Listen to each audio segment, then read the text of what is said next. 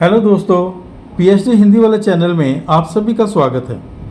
पिछले लेक्चर में हमने काल की परिभाषा और उसके भेदों का परिचय जान लिया था।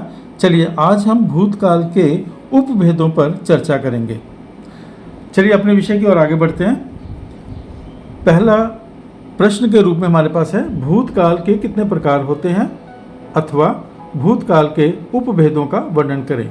ये दोनों प्रश्न मैंने आज आप लोगों को इसलिए बता दिए हैं कि कई बार प्रश्न में कितने प्रकार होते हैं पूछा जा सकता है और कई बार उपभेदों का वर्णन करें इसके लिए भी कहा जा सकता है। तो दोनों ही बातें एक हैं, इसमें किसी प्रकार की असुविधा ना रहे, दुविधा ना रहे, दोनों ही बातें एक जैसी ही हैं।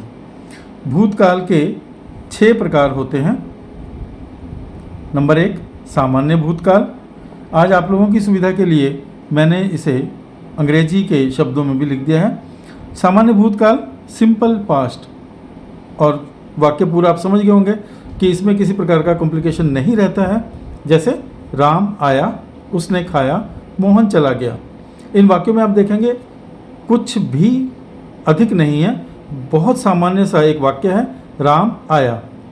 और अगर देखा जाए तो संज्ञा या सर्वनाम और क्रिया, राम आया, इसी प्रकार से सर्वनाम और क्रिया, इसी प्रकार से संज्ञा और क्रिया। अब संज्ञा और क्रिया ये दोनों ही बातें आई हैं, लेकिन ये बताती हैं कि काम या क्रिया किस काल में किस समय में हुई है, और इससे हमें पता चलता है कि ये भूतकाल का वाक्य है, लेकिन सामान्य भूतकाल। दूसरा, आसन्न भूतकाल, ये थोड़ा समझने वाला है। आसन्न भूतकाल, और इसके लिए अंग्रेजी का शब्द है रिसेंट पास्ट, मतलब अभी अभी जो काम पूरा हो चुका है। जैसे राम ने पत्र लिख लिया है, इसका मतलब राम पत्र लिख चुका है, अभी अभी लिखा है, तो राम ने पत्र लिख लिया है, he has completed his work, और वह अभी अभी यहाँ आया है। मैं अपना काम कर चुका हूँ, मैंने अपना काम कर लिया है। ये सभी वाक्य आसन्न भूतकाल के हैं, रिसेंट पास्ट के हैं, कि अभी अभी काम कंप्लीट करके वो फ्री हुआ है। तीसरा है अपूर्ण भूतकाल। अपूर्ण, पूरा नहीं हुआ है, और इसके लिए इंग्लिश में है इनकम्प्लीट पास्ट।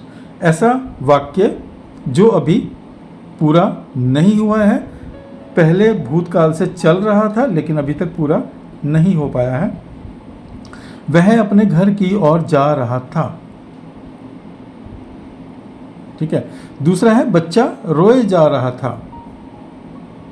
क्रिया जो थी वो कंटिन्यूसली चल रही थी और अभी पता नहीं कि वो पूरा हो चुका है या नहीं, इसलिए वो अपूर्ण भूतकाल के अंतर्गत आया। सुमन खाना पका रही थी, मतलब जब उसने उसको देखा होगा तो सुमन उस समय खाना पका रही थी, अभी भी क्वाइट श्योर नहीं कि उसने खाना पका लिया, मतलब कार्य हो चुका है या नहीं। तो ऐसा वाक्य जो है वो अपूर्ण भूतकाल के अंतर्गत चला जाता है। गोपाल पढ़ाई कर रहा था, ये सभी वाक्य अपूर्ण भूतकाल में चले जाएंगे। और नेक्स्ट हमारे पास है पूर्ण भूतकाल, जहाँ पर भूतकाल की क्रिया समाप्त हो चुकी होगी, कंप्लीट पास्ट, पूरी तरह से भूतकाल है, काम हो चुका है। वह घर जा चुका था, वह खाना खा चुका था, और वह कल दिल्ली गया था। ये वाक्य इसलिए आया है क्योंकि यही वाक्य आपको कंफ्यूज कर सकता है कि ये कल जब शब्द आया है तो वो आने वाले कल के लिए है या बीते हुए कल के लिए। तो ये वाक्य जानबूझकर यहाँ पर प्रस्तुत किया गया है। वह कल दिल्ली, आगे वाला देखने वाला वाक्य है कि गया था या जाएगा। अगर जाएगा होगा तो भविष्य में चला जाएगा, लेकिन यहाँ पर गया था, इसका मतलब है बीते हुए कल में दिल्ली गया था, पूर्ण भूतकाल। नेक्स्ट हमारे पास 5 नंबर पर है संदिग्ध भूतकाल। संदिग्ध भूतकाल, डाउटफुल पास्ट, मतलब वो जो पास्ट है, जो बीता हुआ है, उसके लिए थोड़ा डाउट सा है कि कंप्लीट हो चुका है या नहीं। यहाँ पर वाक्य के रूप में उसे मेरा पत्र मिल गया होगा, संभावना है कि पत्र अब तक उसको प्राप्त हो चुका होगा, लेकिन अभी भी यहाँ पर डाउट है, पता नहीं मिला होगा या नहीं मिला होगा, इसलिए ऐसा वाक्य संदिग्ध भूतकाल के अंतर्गत चला जाता है। वह घर पहुँच चुका होगा, यहाँ भी वही स्थिति है कि अनुमान किया जा रहा है कि पहुँच गया होगा, पहुँच चुका होगा, लेकिन अभी भी संदिग्धता, डाउटफुल केस है।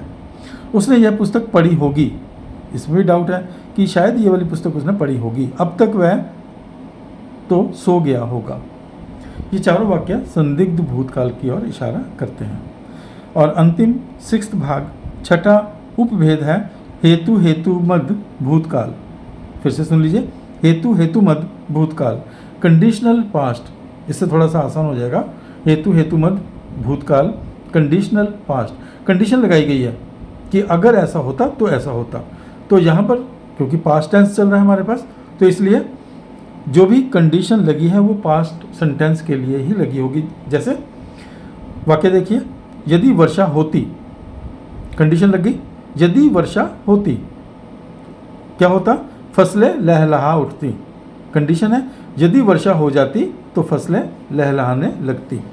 यदि समय मिलता तो हम आपके घर आते। यहाँ भी कंडीशन है कि समय नहीं मिला, अगर ऐसा समय मिलता तो हम आपके घर आ सकते थे। यदि तुम आते तो हम खाना एक साथ खाते। और चौथा वाक्य है, यदि वह पढ़ता तो अवश्य पास होता। यहाँ भी कंडीशन है कि उसने पढ़ा नहीं है, पढ़ाई की नहीं है, इसलिए वो पास नहीं हुआ है। अगर वो पढ़ लेता, कंडीशन लगा लेता, तो निश्चित रूप से वो पास हो जाता। ये था हमारे पास कि भूतकाल के कितने उपभेद होते हैं या भूतकाल के कितने प्रकार होते हैं। और एक बार फिर से दोहरा दूँ, 6 प्रकार होते हैं: सामान्य भूतकाल, आसन्न भूतकाल, अपूर्ण भूतकाल, पूर्ण भूतकाल, संदिग्ध भूतकाल और हेतु हेतुमद भूतकाल। मैं विश्वास करता हूं कि आप लोगों को ये भली प्रकार से समझ में आ चुका होगा, इसमें किसी प्रकार की कोई दिक्कत आपको नहीं होगी। और अगर ऐसा कुछ लगता है कि कोई भी विषय अभी जटिल है या मुश्किल है, तो आप कृपया जब इस चैनल को लाइक करेंगे, शेयर करेंगे और सब्सक्राइब करेंगे तो उसमें अपनी बात भी लिख सकते हैं। आज के लिए इतना ही, धन्यवाद। और कल भूतकाल के पश्चात वर्तमान काल और उसके बाद भविष्यत काल, इनके कितने प्रकार होते हैं या इनके उपभेदों पर चर्चा हम अपने आगामी लेक्चर में करेंगे। धन्यवाद।